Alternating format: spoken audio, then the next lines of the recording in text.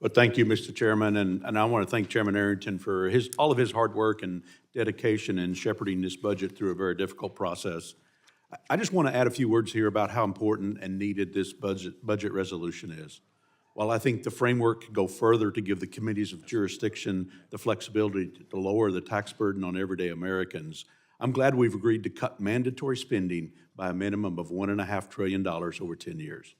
That is a floor, not a ceiling, for us to find waste, fraud, and abuse. For years, politicians, even some of my Democrat colleagues, have talked about the need to address runaway spending, and frankly, little has changed in Washington. And for the last 4 years, the Biden administration pushed our fiscal state of the nation spiraling down a troubling path. In the final 4 months of the Biden administration, deficit spending ballooned to $838 billion, a staggering $306 billion more in deficit spending than over the same 4-month period 1 year earlier. If we want to make sure we can afford the programs and services that are important to our country and our constituents and enact real policy change, we must rein in spending and root out waste, fraud, and abuse throughout the federal government. This is a mandate on which the Americans elected President Donald Trump and elected a Republican-led House and a Republican-led Senate.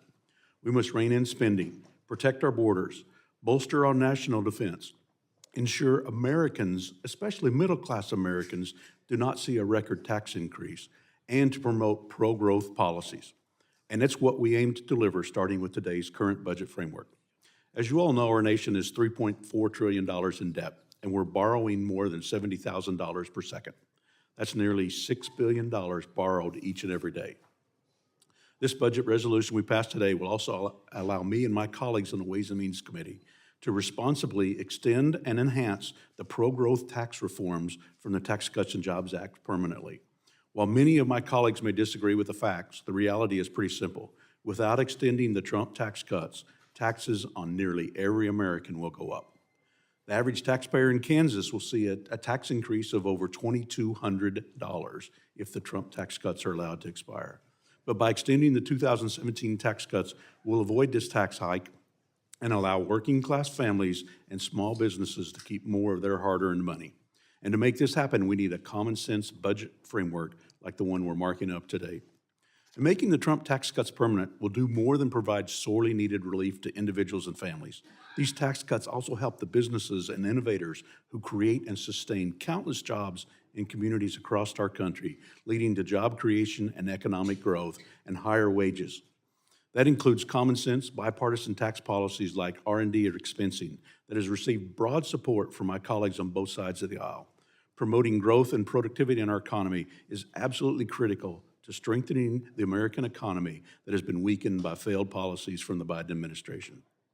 Today, Republicans on this committee are defending lower taxes and working to root out waste, fraud, and abuse through this common sense, America First budget, something 77 million Americans just voted for us to address. Unfortunately, what we're hearing from the left is a defense of the unrestrained bureaucratic government and higher taxes on families and small businesses. The Tax Cuts and Jobs Act in 2017 jump-started the economy. We're now seeing a slowdown in that economy just because of inflation and some of these failed policies over the last 4 years. But if you look back, their actual tax revenue to the U.S. Treasury over the last 7 years has been higher than what CBO estimated, even taking inflation into account for so many of the businesses that are paying more in taxes now than what they did before. We need to not raise taxes and to go backward in the economy because that's what would be the result. There's been enough political rhetoric. It's time to actually take action. I'm looking forward to voting for this resolution and to begin enacting the policy agenda that the American people sent us here to achieve. And with that, I yield back.